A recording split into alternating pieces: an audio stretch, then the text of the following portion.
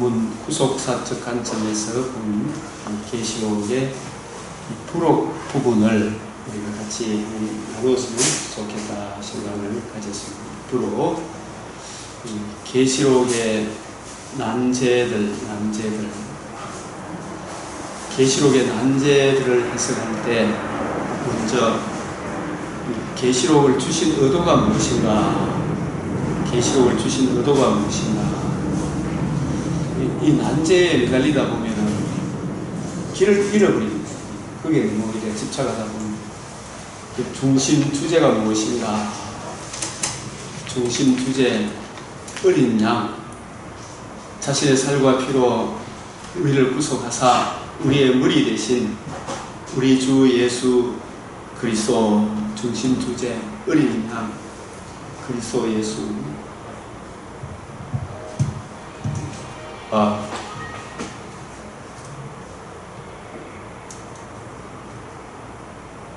우리의 책임은 무엇인가, 우리의 책임은 무엇인가에 초점을 맞출 때 이 난제에 대한 해답을 얻을 수가 있다.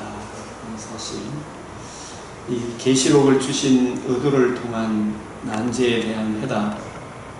첫째, 이 보면 이 계시록은 불신자한테 준 것이 아니지 않습니까? 불신자한테 준 것이 아니고 환난 중에 있는 성도들을 위로하기 위해 계시록을 주셨다는 점. 성도들을 위로하기 위해. 히브리서도 이렇게 보면은 환난 중에 있는 히브리 유대교에서 기독교로 개종한 히브리 성도들을 위로하기 위해 1차적으로 주셨고, 그 내용이 이 지구촌에 있는 모든 성도들에게 주시는 동일한 메시지로 우리에게 적용이 되는 것입니다. 환난 중에 있는 성도들을 위로하기 위해 계시록을 주셨구나. 이런 점을 놓치지 말아야 됩니다. 물론 66분이 다 마찬가지입니다만 이 네로의 핍박은 로마 시대에 국한되어 시행되었지만 도미티안 황제 때는 로마가 가나라는 모든 지역에 핍박이 임했습니다. 우리도 사실 지금 현재 남한 이 땅에서도 구속사로 성경을 이해하고 깨닫고 구속사의 이 내용을 우리 목회자들하고 나누게 되면은 얼마 못 가서 교제가 다 끊어질 거예요. 그죠? 일단 목사들하고 모임을 할 때 입 딱 다물고 성경 이야기는 하면 안 되고 딴 이야기를 할 때 교제가 이루어지지. 안 그래요? 입 다물고 있어야지. 이 이야기만 하면 분위기가 살벌해지더라고요. 너무 그래 안 해. 네? 너무 그래 생각 안 해. 처음에는 진짜 전쟁 벌어지면 아니 목사님 이 본문에 따라 해석했네. 왜 그 신약 내용을 가져와가지고 그건 참 뒤에다가 이야기를 하십니다. 그래서 줄기차게 이야기를 하면요 사람들이 받아들이더라고요. 그렇죠. 이게 핵심인데 이걸 통해서 이걸 보여주려고 하는데 이것만 이야기하고 있었는데. 그래서 우리가 신학교를 해야 돼요. 그래 하더라고요. 구속 신학교로 가자. 그래서 교수님. 교수예요. 다 이분들. 나는 학장하고 싶어. 본색을 드러낼까? 예? 본색을 드러내? 양장면 이사다 가면 되고. 김정원 학장님.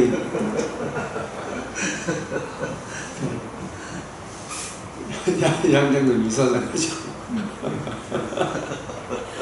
그래서 우리가 이제 이런 지금 남한 땅에도 땅 짐승이 난무를 하고 있어요. 적그리스도라는 것은 어떤 특정한 인물을 두고 하는 이야기가 아니고 사탄이 붉은 빛 짐승이 시대마다 붉은 빛 짐승이 있어요.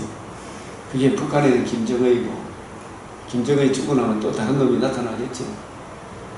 그래서 이런 남한 땅에는 여기저기 땅 짐승, 다른 복음, 다른 예수, 다른 영으로 사람을 장악하고 있는, 그래 거기에 가르침을 받고 있는 성도들조차도, 교인들조차도 십자가에 복음이 들어가면 이 복음을 듣고 거기서 나와야 될 텐데 그게 계속 머물러 있어요. 이 복음을 계속 전하면.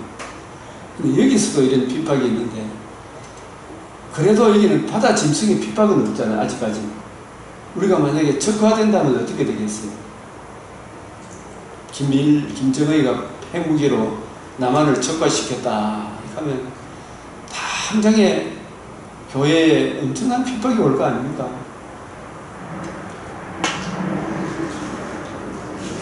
사도 요한도 밤모습에 유배되기 전에는 이렇게 저렇게 살다가 이 도미티안 홍대 때 대핍박이 있어서 밤모습에 유배되어 거기서 이렇게 또 환난 중에 있는 그 상태입니다. 그래서 지금 우리가 이렇게 살고 보면 밤모습이 따로 있는 것이 아니고 복음을 읽고 듣고 묵상하고 십자가 복음을 호소하는 내가 살고 있는 이 삶의 현장이 우리 성도들에게 밤모습이다. 이걸 잊지 말아야 됩니다. 환난 중에 있는 모든 성도들을 위로하기 위해 이 사도 요한을 크고 높은 산으로 데려가 하나님의 구속의 경륜을 보여주셨습니다. 크고 높은 산. 그래서 우리도 이 크고 높은 산으로 가야 됩니까? 우리에게는 크고 높은 산이 어디입니까? 저는 맥체인 성경 읽기표를 따라 신구약 66권을 주야를 읽고 묵상하면 평생에 읽혀두고 읽으면 하나님께서 창세기부터 계시록에서 창세기까지 예수님이 가르치신 방식대로 요한복음 5장 39절 너희가 영생을 얻기 위하여 성경을 상고하거니와 이 성경이 내게 대하여 반드시 되리라 말하는 것, 우리 중에 이루어진 사실, 이 하나님의 그 구속 성취와 구속 적용으로 이루어지는 하나님의 구속의 경륜을 우리에게 보여주십니다. 나 요한은 너희 형제요 예수의 환난과 나라와 참음에 동참하는 자라. 여기에 동참을 하기 때문에 환난이 오는 거 아니겠습니까? 이 하나님의 말씀과 예수를 증언하였으므로 말미암아 밤모라는 섬에 있었더니 이 하나님의 말씀과 예수를 증언함으로 밤모섬에 유배되는 그것이 가치 있는 것이지, 이 밤모섬에 유배된 사람이 사도 요한 말고도 많은 사람이 있었겠죠. 제수들이. 우리가 선교사로 가더라도 선교사들이 다 고난을 힘들어해요. 근데 선교사 가서도 복음 없이 그냥 선교사로 가서 복음도 없이 고난을 받는 그 고난이 의미가 있는 고난이겠는가. 그래서 복음으로 인한 고난, 하나님의 말씀과 예수를 증언하였으므로 말미암아, 이게 중요한 거 아니겠어요? 이게 밤모라는 섬에 있었더니, 만약에 하나님의 말씀과 예수를 증언함도 없이 받는 고난이라면 그 아무런 고난이 없잖아요. 지금 오늘 우리도 마찬가지입니다. 성령으로 나를 데리고 크고 높은 산으로 올라가 하나님께로부터 하늘에서 내려오는 거룩한 성 예루살렘을 보이니, 하늘에서 내려오는 거룩한 성 예루살렘, 이 예루살렘이 어린 양의 신부, 거룩한 성 예루살렘, 천상교회 성도들, 그때 이 지구촌에 남아있는 성도들은 휴거되어 공중에서 훈련의 변화를 받아 천국에서 호인잔치 하고 난 이후에 새하늘과 새 땅 영원토록 주와 함께 살게 되겠지요. 그래서 이 크고 높은 산은 우리들에게는 66권의 성경이다. 그래서 시편 119편 18절에 내 눈을 열어 주의 율법에서 놀라운 걸 보게 해달라고 늘 기도해야 돼요. 성경 읽을 때마다. 한 구절을 해석하더라도 끊어진 말씀으로 이해하는 것이 아니고 창세기부터 계시록에서 창세기까지 연결되어진 말씀으로 서로 버그가 안 생기도록, 우리 몸이 건강하다는 것은 머리부터 발끝까지 세포가 잘 돌아간다는 거 아니겠습니까? 각자 자기 역할을 잘 할 수 있는, 그래서 그 한 세포가 건강하다는 것은, 우리가 하나님의 말씀 한 구절을 제대로 해석한다는 것은 전체 말씀하고 전체 몸하고 잘 연결되어서 그 지체가 해석이 되어져야 될 것입니다. 내 눈을 열어 주의 율법에서 놀라운 걸 깨닫게 하소서. 율법을 통해서 내 죄를 보고, 죄로 인한 주의 진노의 두려움을 보고, 그 죄로 인한 진노의 두려움, 이 문제를 해결할 자가 없어서 크게 울었더니 바로 이 문제에 대한 해답이 원복음이고 노아 언약이고 아브라함 언약이고 다윗에게 하신 언약, 메시아 언약, 우리 주님의 살과 죽으나, 그 성경은 이 복음으로 이루어진 하나님 나라를 증거하는 것이구나. 그 한 구절 한 구절에 대한 확실한 이해를 하게 될 때에 밤모습에 유배된 사도 요한과 같이 경감에 흔들리지 아니하며 뿌리가 바뀌고 터가 굳어지는 감사함이 넘치는 그런 성도가 안 되겠습니까? 그래서 한 구절에 대해서도 확실한 이해, 바울이 골로새 성도들에게 내가 너희 얼굴 보기를 심히 원하는 것은 너희로 하여금 확실한 이해를 하게 하여 피차 위로를 받는다. 피차 위로를 받는다. 그 구절에 대해서 서로 확실한 이해를 하게 되면, 그게 아멘 하게 되면 서로 위로를 받더라고요. 서로. 저는 이 새벽기도 우리가 이게 5사람 모여서 새벽기도 하지만 서로 말씀에 대해서 이해를 하니까 2시간이 서로 나누는 시간까지 2시간이 그 굉장히 값어치 있는 시간이구나, 이런 생각을 하게 됩니다. 그래서 모든 시대에 동일한 고난을 당하는 모든 성도들은 눈앞의 현실만 볼 것이 아니라 사도 요한을 크고 높은 산으로 데리고 올라가 보여주신 하나님의 전체 구속 경륜, 알파와 오메가를 우리가 볼 수 있어야 안 되겠습니까? 성경을 어느 한 편만 볼 것이 아니라, 그래서 우리가 전에도 이야기했지만 마태복음 4장에 내일 맥체인 읽기표에 나옵니다만, 이 성전에서 뛰어내리라, 돌이 떡이 되게 해라. 그게 마귀 말입니까? 하나님 말씀입니다. 그게 끊어진 말씀으로 보면 마귀 말이지.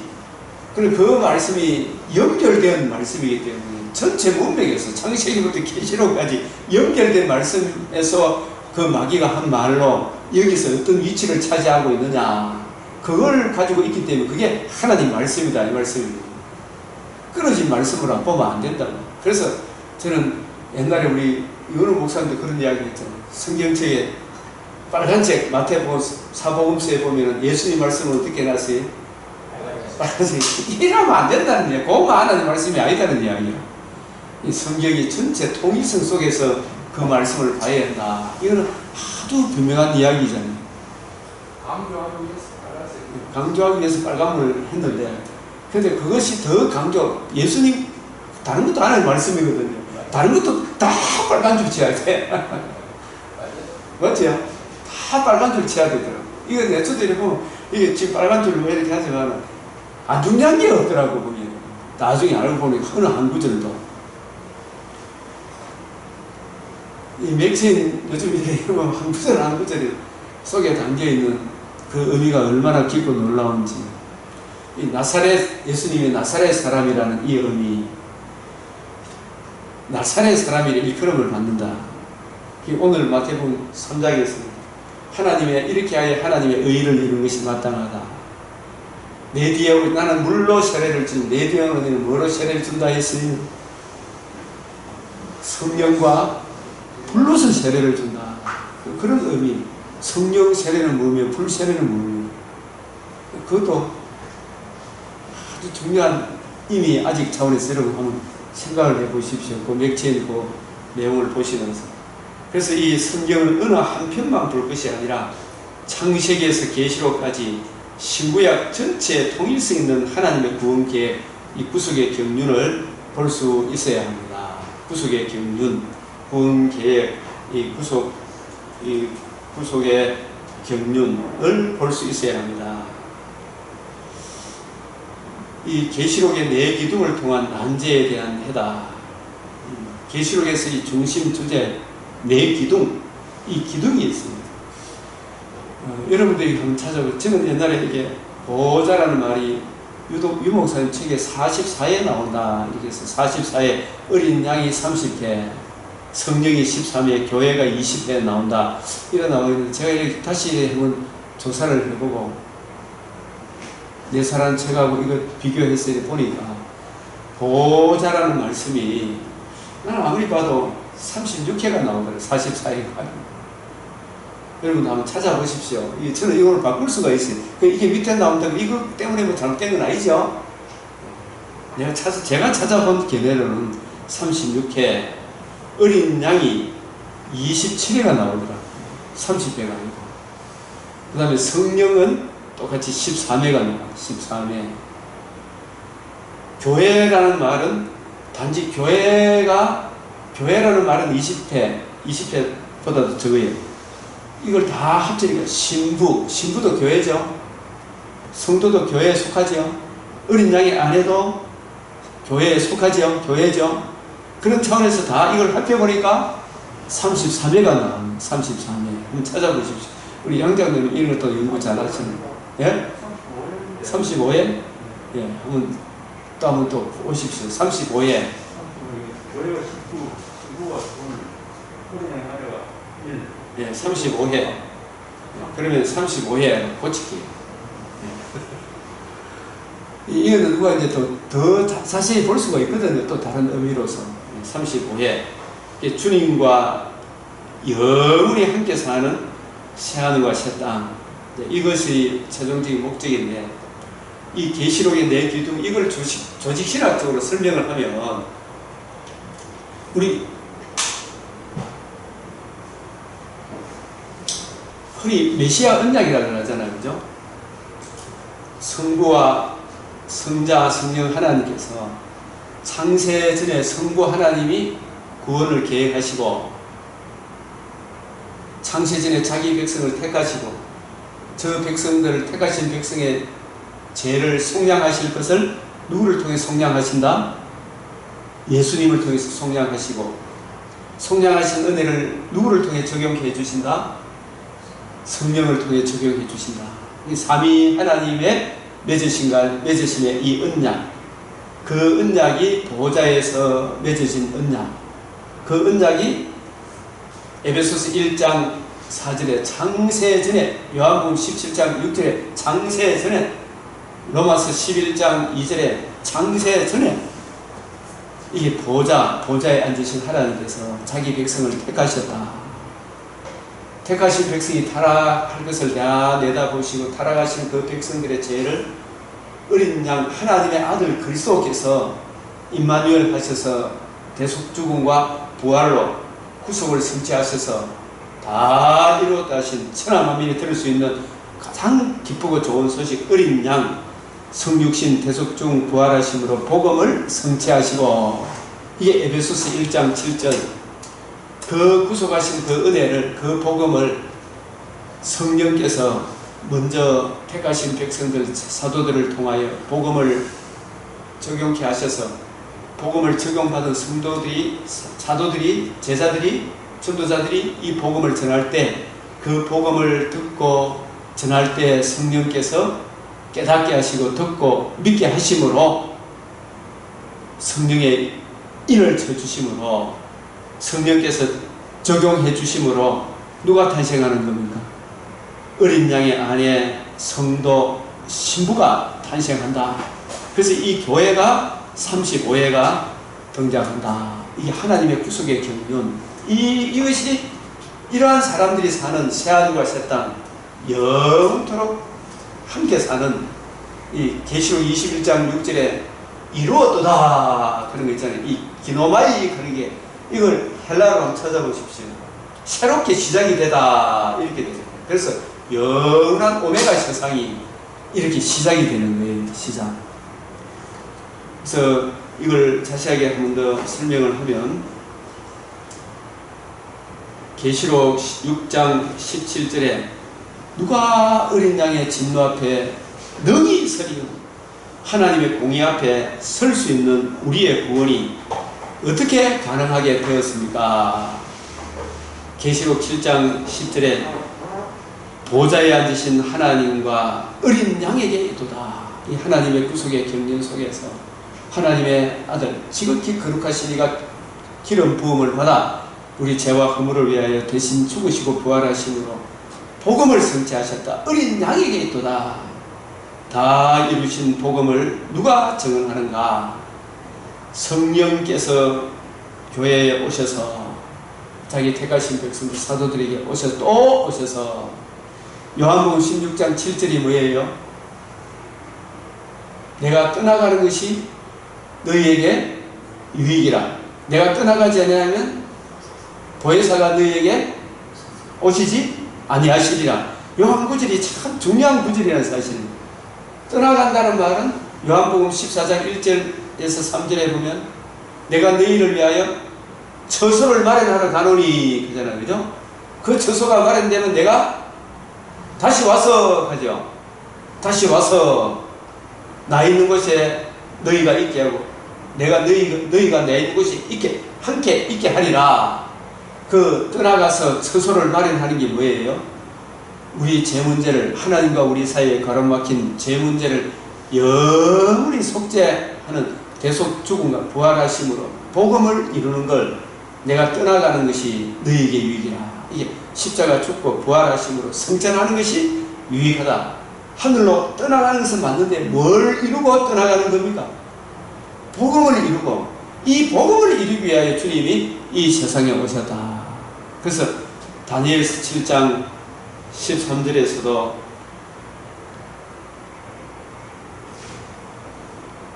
내가 떠나가는 것이 너희의 유익이다. 이런 구절들을 여러분들이 이해를 해 놓으십시오. 이게 참 중요한 일이에요.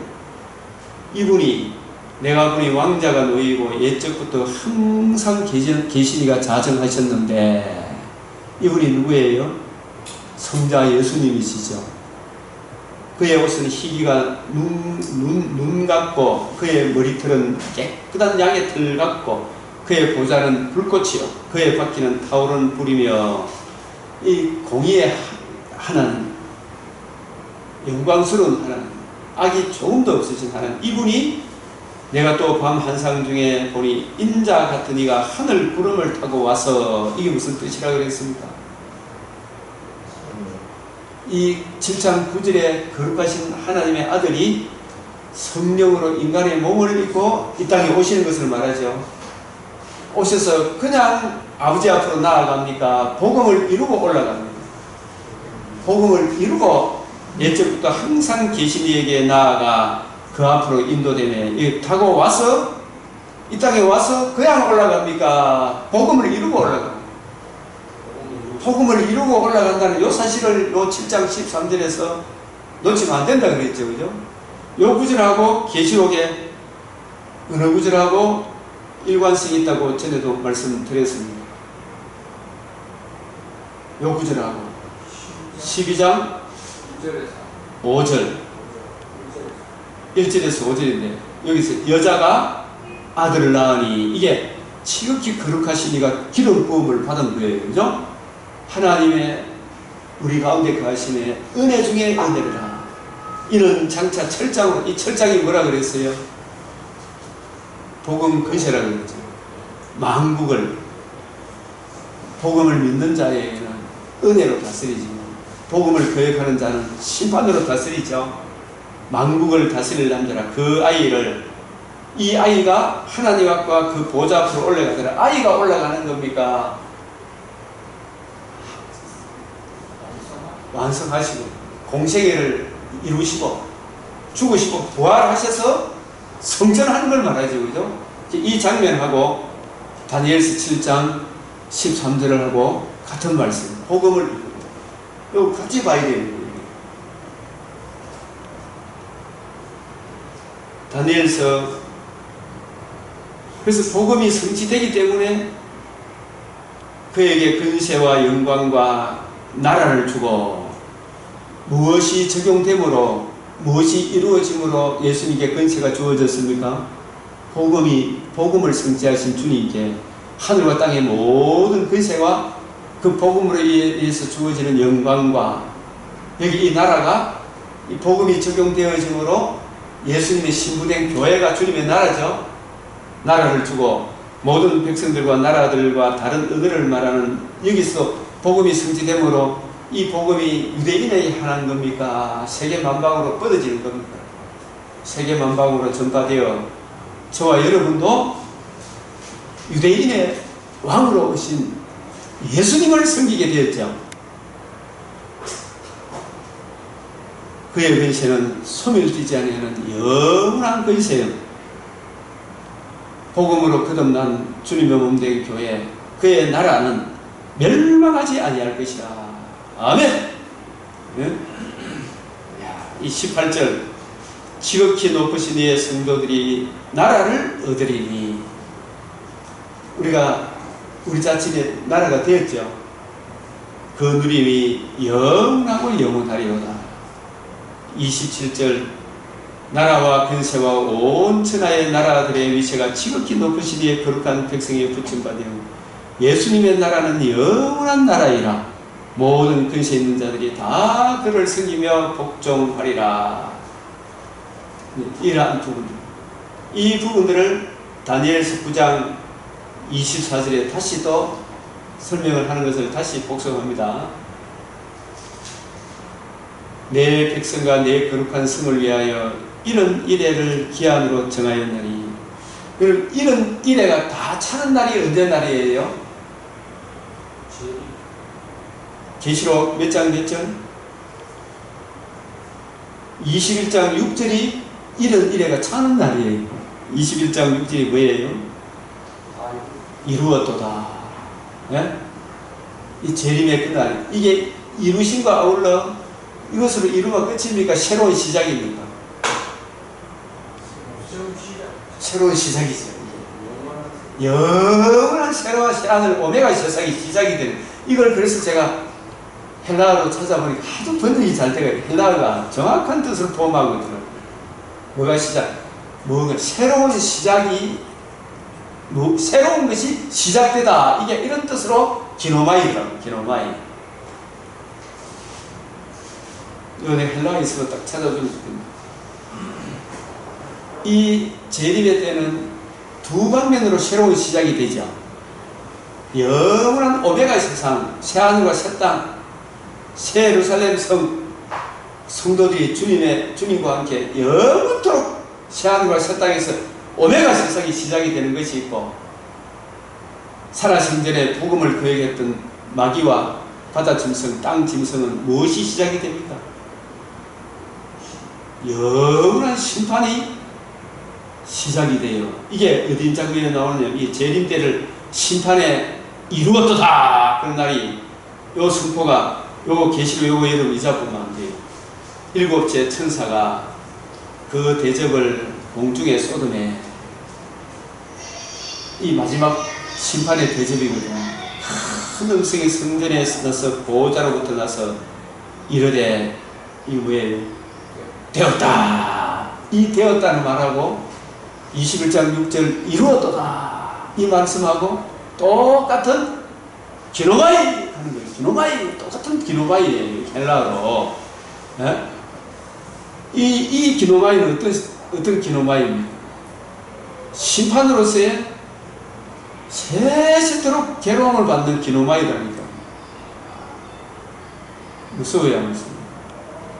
이런 것이 있기 때문에 이 말은 신실하고 참되니.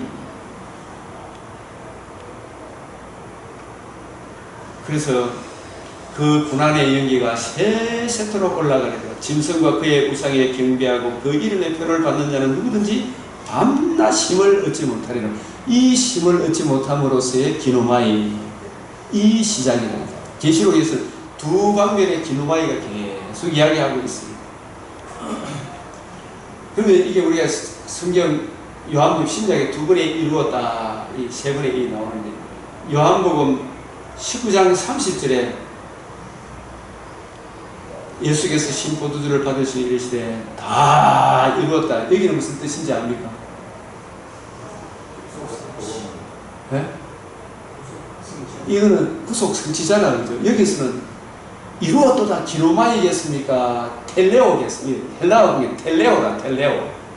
텔레오는 accomplish, 완성하다 이런 뜻으로서 구속이 성취되다, 복음이 성취된 것을 말해요. 이 복음이 성취됨으로 이 복음을 바탕으로 하나님의 집이 세워져 가죠. 하나님의 집이 다 건설되면 21장 6절에 기노마이, 새로운 시작이 되는 거예요. 아울러 저들에게는 또 다른 기노마이, 심판으로서의 기노마이가 이루어지는 거예요. 여기서는 텔레오, 끝내다, 성취되다. 스가랴 4장 7절에 그가 머릿돌을 내려놓으실 때 하는 게 있죠. 건축자의 버린 돌이 모퉁이에 뭐가 되었다고요? 머릿돌이, 이 머릿돌이 복음이 성취되어 이 복음이 하나님의 집에 모퉁이돌이 되었다, 반석이 되었다, 기초돌이 되었다. 이 복음 위에 하나님의 집이 다 완성이 되면 계시록 21장 6절에 기노마이, 함께 지금은 지어져 가고 있잖아요. 그래서 이 부분하고 텔레오 이 이야기하고 같은 단어를 쓰고 있는 거 있잖아요. 요한복음 19장 30절하고 같은 단어를 쓰고 있는 놀라운 것을 발견했어요. 계시록 20장 7절 천년이 참회, 이것도 기노마이겠습니까? 텔레오겠습니까? 제가 이 부분을 제 계시록 구속사적 관점에서 천년을 해석하는 것이 하나님께서 제게 주신 독특한 조명이 돼요. 조명. 이게 텔레오를 쓰고 있어요. 천년이 이루어지네. 이게 텔레오라니까요. 이게 진짜 깊어요. 이게 구속이 성취가 되네. 이 천년이란 말이 단지 문자적인 천년이 아니고 영원히 살 길, 예수님이 자신의 몸을 단번에 들이시고 살아나심으로 히브리서 9장 12절에 영원한 속죄가 텔레오 성취되었다. 다시 두 번 제사 드릴 게 없다. 다시 성전 지을 필요가 없다. 텔레오, 영원한 속죄가 이루어지네. 뱀의 머리를 예수님 죽으시고 부활하심으로 문자적으로 천년만 성취된 거니까 영원히 속죄한 거예요. 영원한 속죄가 이루어지네. 이럴 때 텔레오, 이럴 때 천년이 참해. 그게 전 3년 만에 이루어진 거잖아요. 천년이 참여를 구속 성취. 그렇죠. 구속 성취, 영원한 속죄로 봐야 된다는 거예요. 요한복음 19장 30절하고 같이 봐야 된다는 거예요. 골로새서 2장 15절에 십자가로 승리하셨다 이야기, 뱀의 머리를 상하게 하셨다 이야기. 뱀의 머리를 언제 상하게 했어요? 재림 때는 음부의 천어부고 뱀의 머리 지배하고 정죄하고 참소하는 것은 언제 망하게 하셨어요? 십자가 죽으시고 부활하시고 뱀의 머리를 영원히 밟아붙죠. 천년이 참에 이게 텔레오 이렇게 써요. 근데 구속 성취가 되고 난 이후에 뱀이 재림때까지 노입니까? 안 노입니까? 에? 미혹하고 핍박하도록 하나님이 허용 작정이죠. 허용을 하시는 거예요. 분명히 끝난 줄 알았는데 천년이 참에 예수님이 복음을 성취하고 난 이후에 제 아들 사도행전에 계속 핍박을 하잖아요. 부활에 도 전하지 못하고 천년이 참에 이 텔레오 이렇게 여기 쓰고 있습니다. 저게 천년이라는 게 예수님 초림에서 재림 사이의 기간이 그 기간이 아니고 영원이라는 의미에서 영원한 의미, 영원한 속죄, 속죄를 이뤘다. 영원한 속죄를 이루었다는 그 측면에서 생각해야 돼요. 일종의 완전수. 완전수로서 영원한 속죄가 이루어집니다. 이 계시록 제가 이 부분에 많이 신경을 써서 적어놨습니다. 시편 106편 아브라함과 이삭과 하신 언약, 천대에 걸친 언약, 영원한 언약. 그 언약이 언제 이루어졌어요? 십자가상에서 다 이루어졌다. 그거는 그 복음만 붙들고 있으면 우리가 천년만 삽니까? 영원토록 주와 함께 삽니까? 네? 육신의 장막집을 있을 때만 삽니까? 초림과 재림만 삽니까? 영원토록 주님과 함께 삽니까? 그래서 구속사적 관점에서 본 천년의 해석은 무천년주의하고 좀 다르죠? 그런 의미에서. 이제 천년이라는 말을 현천년이라고 이렇게 표현을 하더라고요. 네? 현천. 현천년. 현재도 천년이다. 네, 천년 기간인데. 천년이. 예. 이제 그거는 그렇게. 그 전천년이라 이러한 주장은 시간적 개념으로 보고 있고, 천년이라는 말의 개념을 시간적 개념으로 보고 있는데, 그렇잖아요. 이게 이제 제일까지 이게 현천년주의자들이 천년들이 주장하는 거 그거는 시간의 개념이 아니다. 시간적 개념으로서 천년이라고 하는 개념을 가지고 이제 그 천년왕국. 천년왕국에 관한 설명을 하고 있는데, 목사님의 주장은 뭐냐면 그 천년이라는 것은 시간적 개념이 아닌 상태적 개념으로 지금 이야기하고 계신다. 이 천년을 영원한 속죄, 메시아 언약의 완성 개념으로 이미 속에서 완성 개념 속에서 이 언약 안에서 우리가 영원토록 주와 함께 산다. 그런 개념으로 봐야 된다. 복음과 결부시켜서 생각해야 된다. 다른 다 복음과 결부시켜서 그런 얘기를 하는데, 예. 목사님은 이제 그 시간적 개념이 아닌 예. 상태적 개념. 얘기를 하고 계신다는. 예. 근데 그렇게 이제 그래서 여기서 이제 저는 굉장히 인사이트하게 정리가 되었습니다. 정리가 됩니다.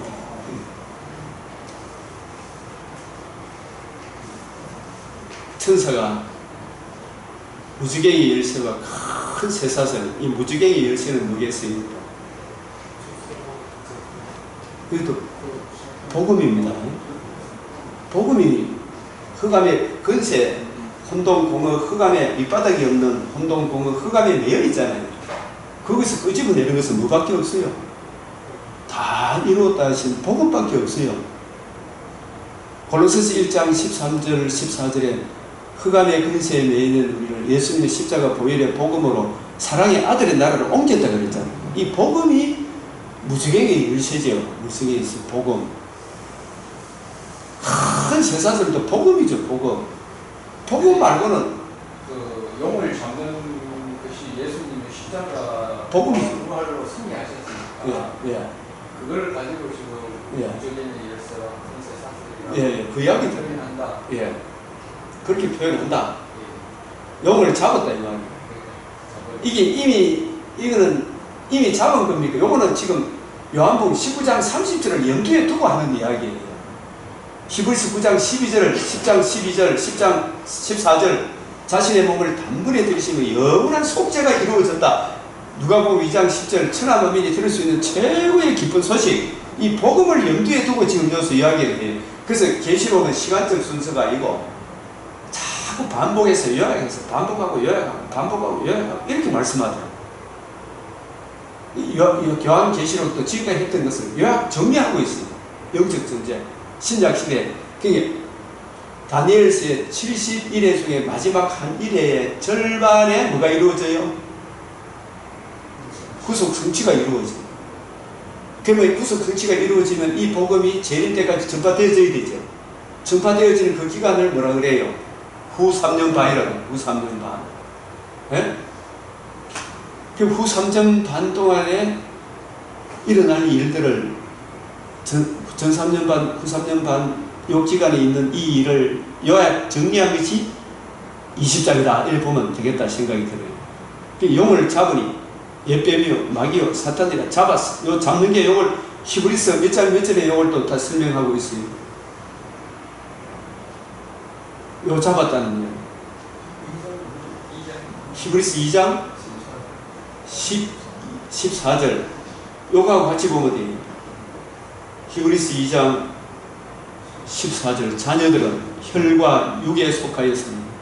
그도 또한 같은 모양 혈과 육을 함께 지니시면 제가 이 히브리서 11장 11절부터 이 14절까지를 룻기의 해석서라고 그랬죠.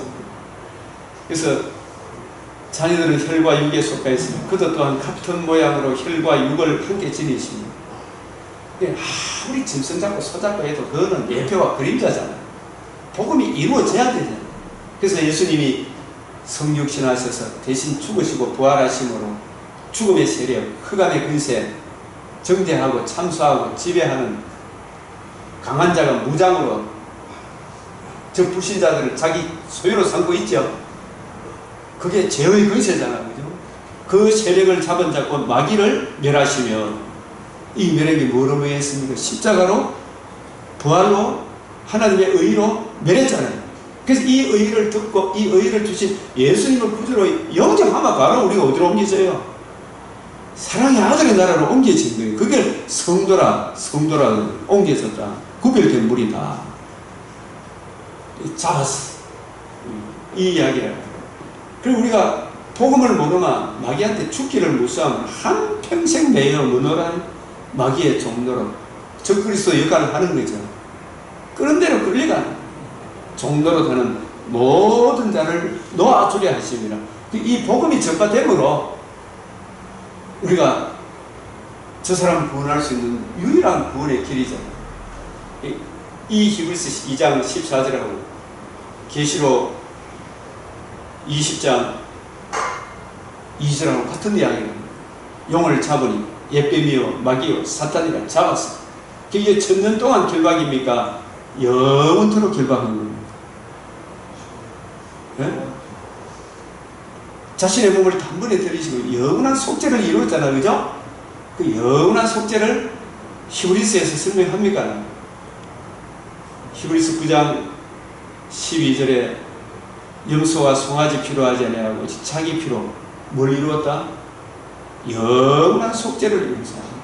이게 천년 동안 결박이라는, 천년은 영혼을 의미해요.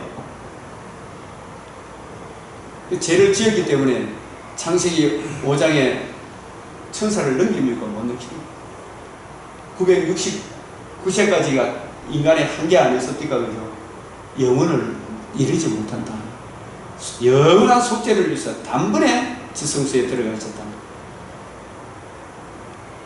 이 10장 12절에 단번에 가는 이 이야기가 히브리서에 6번이가 나와요. 히브리서 10장 12절에 오직 그리스도는 죄를 위하여 한 영원한 제사를 드리시고 10장 14절 한 번의 제사로 영원히 온전하게 하셨다. 이게 천년이 참에 텔레오 하는 거예요. 이게 예? 영원한 속죄가 이루어졌다. 천대에 거치 하신 언약, 영원한 언약이 인자의 살과 피로 부활하심으로 영원히 이루어진 걸, 이걸 천년이 참여하는 거예요. 이게 이 복음이 성취되고 난 이후에 이 복음이 이제 전파되는 기간이 계시록에서는 한때, 두때, 반때, 1260일, 42달, 이게 후 3년 반이다 이 말입니다. 그 후 3년 반은 초림과 재림, 후 3년 반, 그 기간은 하나님의 백성이 양육받는 기간이요, 전도하는 기간이요, 고난받는 기간이요, 핍박받는 기간이 후 3년 반인데 한때, 두때, 반때라는 것은 아무리 길어도 우리 일생에게는 깁니까? 짧습니까? 짧기 때문에 1260일, 사흘 반, 3년 반 이렇게 표현을 하는 거예요. 길어봤자 3년 반이라는, 우리 길어봤자 120년을 못 넘겨 우리. 후 3년 반. 그런 측면에서 우리가 무천년의 이야기할 때는 이 복음 안에 있는 우리들에게는 이래 죽어도 저래 살아도 죽어도 주님 안에 있기 때문에 천년이죠. 영원하다 이 말이에요. 복음 안에 있기 때문에. 그런 측면에서 무천년이라고 하면 저를 받아들이죠. 무천년이죠. 영원한 속죄 안에 있는데, 주님 안에 있는데, 우리가 복음 안에 있는데 한 번의 제사로 영원히 온전하게 하셨다. 이 관점을 왜 못 보는 겁니까? 그래서 계시록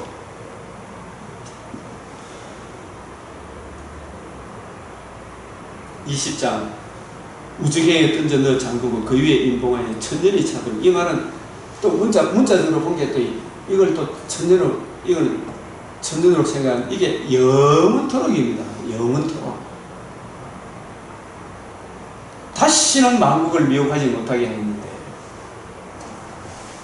이게 20장 7절에서 다시 한 번 더 설명하는 거예요. 이 장면을 20장 7절에서 그 후에는 어떻게 된다고요? 반드시 장간?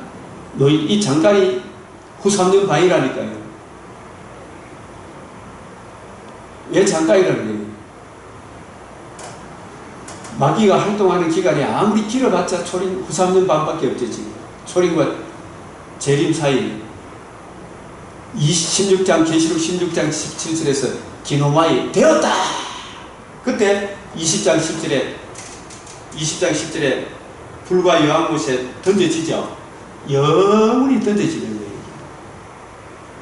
천년이 참에 사탄이 그 옥에서 놓여 영원한 구속 성취가 이루어지며 후 3년 반 그 기간 동안에 많은 적그리스도가 일어났어요, 안 일어났어요? 예? 일어났어요. 적그리스도가 한 명입니까? 여러 명입니까? 요한일서 2장 예? 불신자가 전부 다 적그리스도로 보면 됩니다. 다 적그리스도 사탄이 있고, 사탄이 특별히 모든 사람이 다 사탄이 장악하고 있잖아요. 그 계시록 17장에 많은 무리에 앉은 큰 음력했죠. 많은 무리 누구예요? 불신자들을 많은 무리라 그랬잖아요. 그 불신자를 누가 장악하고 있다? 사탄이 장악하고 있다. 그 불신자들 중에서도 사탄이 쓰는 인간이 있어. 북한 사람들이 복음을 안 받아들인 사람들이 다 많은 무리라 복음을 대적해요. 그 대적하게 만들도록 지도자 역할을 하는 사람이 붉은빛 짐승 김정의라고 보면 되겠죠. 김정의가 오기 전에는 김정일이가 있었고, 그죠? 김정일이 오기 전에 김일성이가 있었고, 모택동이, CGP, 주얼레 이런 사람들이 붉은빛 짐승 역할을 하는 거예요. 권세자의 역할. 그러나 그 수중하에 있는 이 사람들이 전부 다가 복음만 전하면 북한에서 지금 어떻게 되겠습니까? 우리 남한 땅에도 잘 지내다가서 복음 진리만 이야기하면 되습니까? 안 돼요? 분쟁이 일어나죠. 그래서 지금이 마지막 때라. 이 마지막 때가 언제부터 언제까지입니까, 장로님? 저는 아직 전에서 이게 꽉 채 있었고 지금 목사님 하는 게 아직 계시록 그런 이미지가 그게 이제 그걸 내려놓기가 지금이 어디라고요? 여기 지금이 마지막 때. 그런데 그게 참 그래서 말씀을 자꾸 따라가보자. 그걸 내려놓고 한번 따라가보자. 맞아요. 교육받았던 거 그게 목에 그 사라지지 않죠. 전진서로 말하면 내가 쫙 깨는데 아직 이쪽은 내가 아직 이게 이미지가 확실히 안 나. 그거 내려놓기 쉽지 않아요. 제가 역사를 전전연설 입장하고 많이 취했는데 역사를 전전연설 그 입장에 많이 있어서 있었는데 그러니까 이게 계시록을 바라보면서 뭐 진연설이나 역사를 전전연설, 호전연설을 읽어보니까 이 두 가지 중에서 한동안 내가 역사를 전전연설에 있다가 그래서 뭐 좀 한계를 발견했어요. 한계가 많아요. 한계가 진짜 많이 발견돼갖고 버그가 너무 심해요. 자연스럽게 무진연습 입장으로 설교시는 오더라고요. 그러면서 복음을 그거를 그 초점으로 바라보니까 그 무진연습을 그쪽에서 좀 더 이게 더 보완이 됩니다. 그래서 이게 전천연설 입장에 있다가 무천연설을 가지고 있는 사람도 어디서 제일 막혔냐면 20장에서 제일 막혔어요. 천년을 해석하는 이 부분에. 근데 이 부분을 구속사로 이렇게 연결을 시켜보니까 여기서 팍 돌리면서 야 이기구나 인사이트를 받는 거예요. 그래야 되더라고요. 김태원 목사님 말하고 있어요. 목사님 말치세요. 김태원 목사님. 그분도 이 계시록 20장을 보면서 바로 이기다. 예? 바로 이기다. 여기 지금 제가 안마로 대표도 야 바로 이거다. 이거는 획기적인 이야기다. 이걸 보고요. 예? 이거는 청년 왜 구약하고도 예, 아주 자, 매칭이 여기 매칭이 되잖아요. 아, 이기다. 이게 마지막 때라는 말이 지금이 마지막 때다. 이게 보여줄 계시 다 보여주고 복음으로 돌아오면 영생이고 복음을 거역하면 심판이다. 뭐 다른 이야기 없어요 지금. 이걸 놓치면 안 돼. 성전 새로 지어지고 이거 성전 새로 지어가지고 뭐 또 예수님이 그렇게 할 필요가 있나요 없나요? 그런 게 아니고 제3성전 가는 게 뭐냐면 유대인들이 왜 메시아가 유대인들은 예수님을 안 믿으니까 왜 메시아를 부르지 않습니까? 하다 보니까 아마 집이 없구나. 그 메시아가 오시려 하면 성전이 있어야 된다. 그래서 성전을 그걸 짓겠다는 게 제3성전이거든요. 네. 이게 이제 전체에서도 진짜 이 말이 아니고 유대인들이 아니고 이렇게 예루살렘 근처에다가 제3성전은 이제 그걸 지어야지 이제 온다 하는 그건 아니에요. 근데 이제 그거는 성경적 근거가 그냥 그래서 그거를 이제 저는 되게 웃습니다. 그 보면 그래서 일단은 제가 여기 쉬는 시간에 여기까지 마무리를 하고, 예, 지금은 잠깐만 마지막 때라고 했잖아요, 그죠? 요걸 잠깐이라는 거예요. 요 마지막 때, 요걸 계시록 후 3년 반이라고 해요. 후 3년 반. 요 마지막 때, 계시사적으로 마지막 때, 히브리스에서도 마지막 때, 이걸 참지 마지막 때가 언제냐? 재림 직전이 마지막 때가 아니에요. 지금도 주님 오실 수 있습니까? 없습니까? 우리 그걸 지금도 오실 수 있다는 열어놔야 돼요. 예? 네? 지금도 오실 수 있다는 그걸 열어놔야 돼요. 지금이 마지막 때라는 거예요. 마지막 때에 적그리스도가 오리라 했죠. 이 적그리스도가 지금 왔습니까? 안 왔습니까? 왔잖아요, 지금 벌써. 예? 한 명입니까? 여러 명입니까? 많은 적그리스도는 예? 영들을 통해 역사해요. 적그리스도가 영을 통해, 악령을 통해 너희가 들은 것 같이 지금도 많은 적그리스도가 일어났으니 그 적그리스도가 와야 잠깐 놓이야. 잠깐 놓이는 거예요. 이게 천년이 참에 옥에서 나와 잠깐 놓이는 거예요. 이게 잠시. 그게 재림 때까지 우리 일생이라 길어봤자 우리한테는 100년도 안 되잖아. 그렇죠? 잠깐 놓이는 거예요. 그러므로 우리가 마지막 때인 줄 아노라. 여기에 잠시 놓이는 요때 우리가 예수를 믿고 난 이후에 믿자마자 바로 적그리스도가 부딪히게 됩니다. 예수를 믿는다고 합니다. 그래서 4장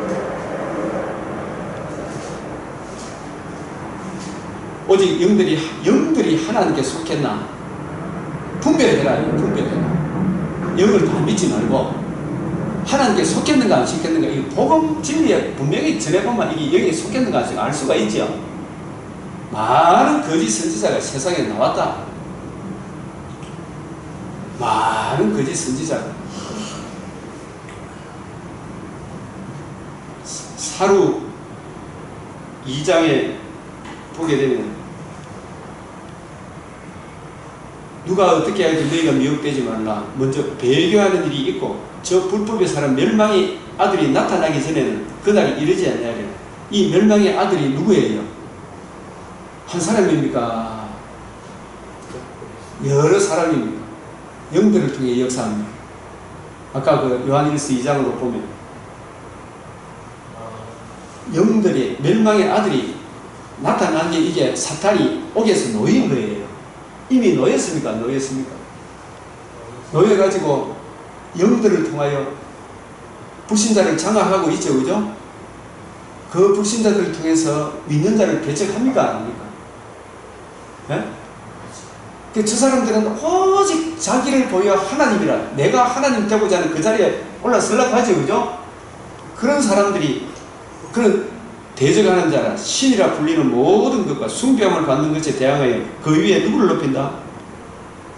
자기를 높이고 하나님이라고 내세운다. 그래서 내가 이게 제가 맡았던 그 교회 왜 장로님은 저분 목사님이 설교도 제일 잘하고 말씀에 여러 목사님들은 제가 물어봐도 저분이 설교를 제일 잘하는 것 같은데 왜 저거는 안 되고 장로님이 추천해도 이 사람도 안 되고 둘 다 없애고 새로 합시다. 그렇게 하는 이유가 무엇이 없나니까 물으니까 저놈이 추천했기 때문에 안 된다 그러는 거예요.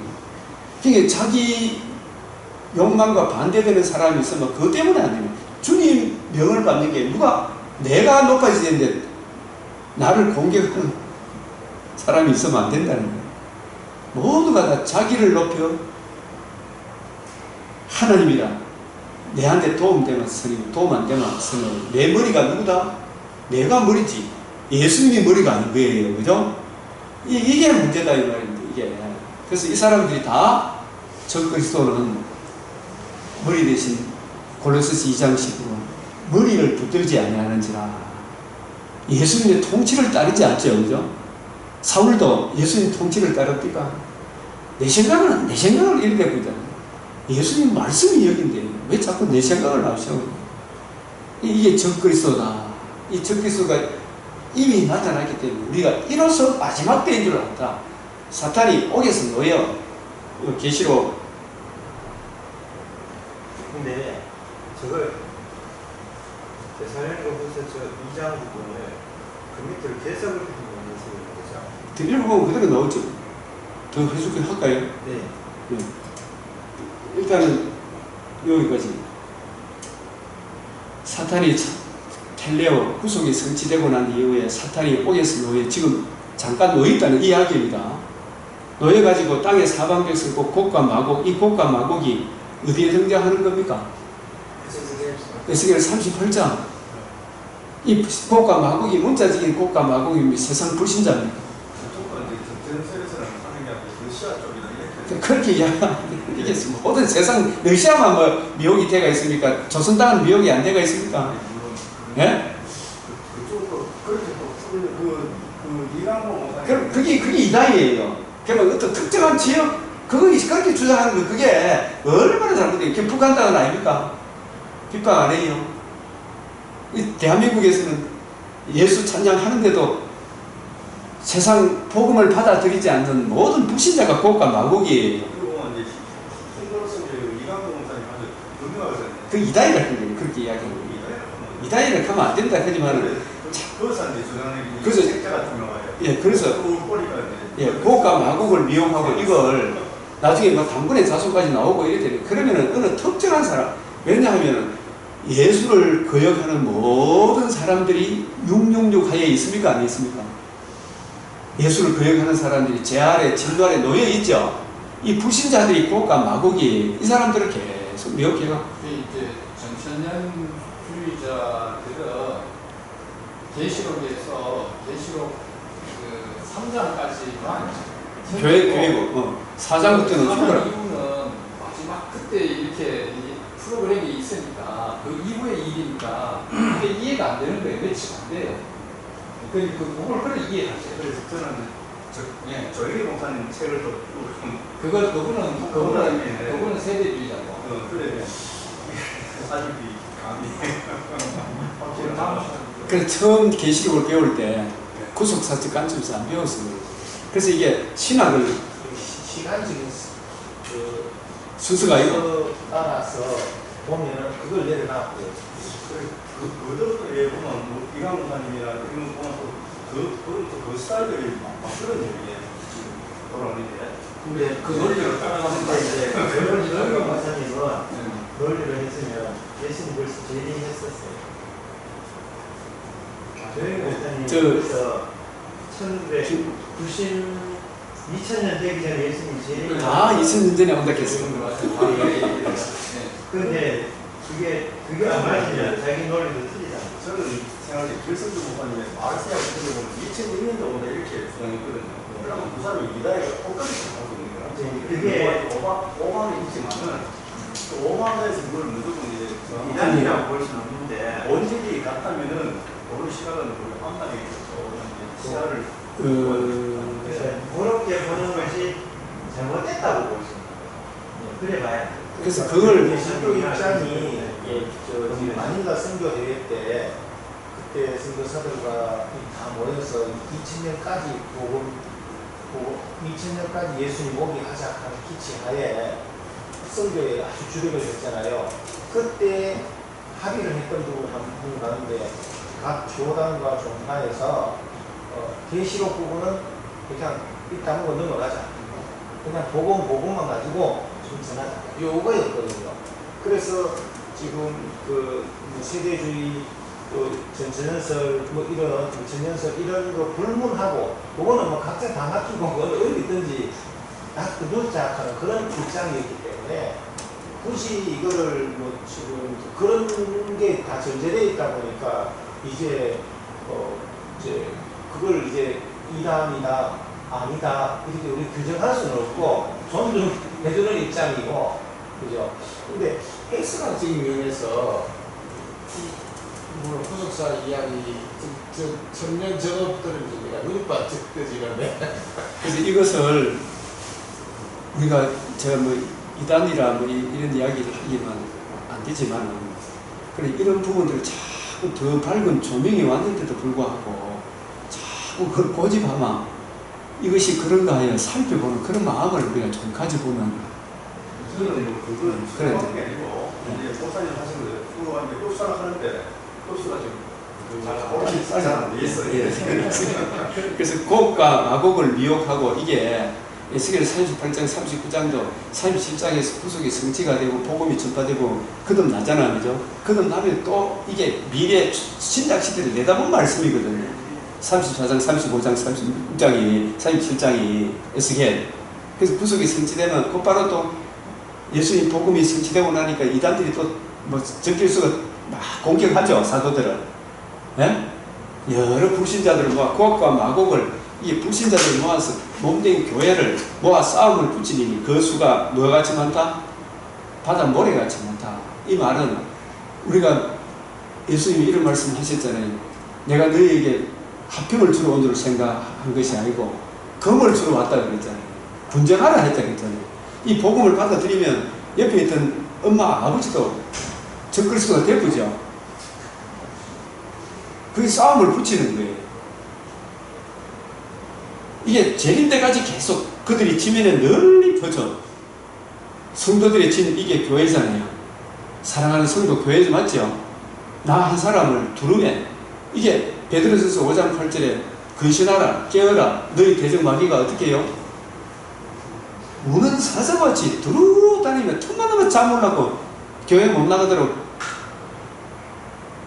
하나님 경배하지 못하도록 되듭니까 안 되듭니까? 성을 두루매 이게 후 3년 만에 잠시 놓인 시간에 지옥불에 던져지기 전까지 계속 되는 거예요 이게 하늘에서 불이 내려와 그들을 태워버리고 이게 16장 17절에 있죠.